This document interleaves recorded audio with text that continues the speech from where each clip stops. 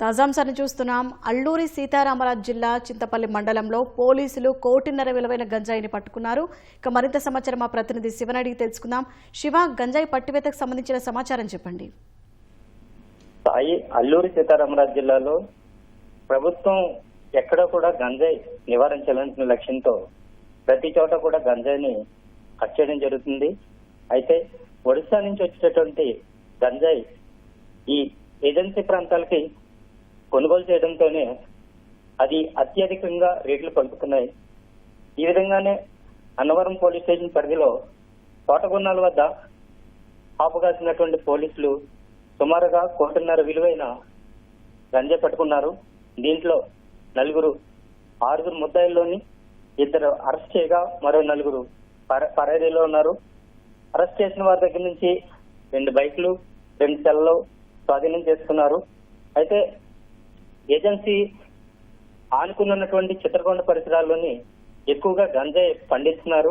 అక్కడి నుంచి గతంలోని దీనికి అలవాటు పడిన వాళ్ళు చాలా మంది గంజాయికి ఇలా వస్తూ ఈ పోలీసులు ఎక్కడైనా పహార కాసినట్లయితే దొరుకుతున్నారు, లేదైనట్లయితే అంతర్జాతీయ మార్కెట్ కి వెళ్తుంది.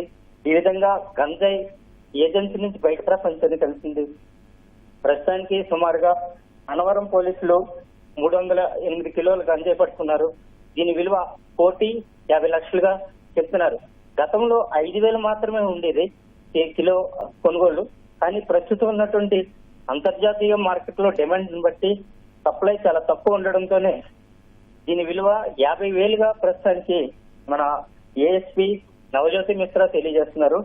అదేవిధంగా ప్రస్తుతానికి ఏజెన్సీలోని గంజాయి నివారించడానికి వివిధ రకాలుగా పోలీసులు అడుగడుగున అప్రమత్తం చేస్తూ ప్రతి చోట కూడా కట్టడి చేయడంతోనే గంజాయి చాలా వరకు నివారణ అయిందని చెప్తారు. అల్లూరు జిల్లాలోనే తర్వాత సరిహద్దు ప్రాంతాల నుంచి ఒడిశా నుంచి రావడం వల్లనే ప్రస్తుతానికి అక్కడక్కడ కూడా గంజాయి దొరుకుతుంది. ఈ విధంగా ఈ 1.5 కోటి విలువైనటువంటి గంజాయి సుమారుగా 308 కిలోల గంజాయి పట్టుబడినట్లుగా ఏఎస్పీ నవజ్యోత్ మిశ్రా తెలియజేశారు. ప్రస్తుతానికి పరారీలో ఉన్నటువంటి 4 పట్టుకోవడానికి ప్రయత్నాలు చేస్తున్నారు. ఇది సమాచారం. ధన్యవాదాలు శివ.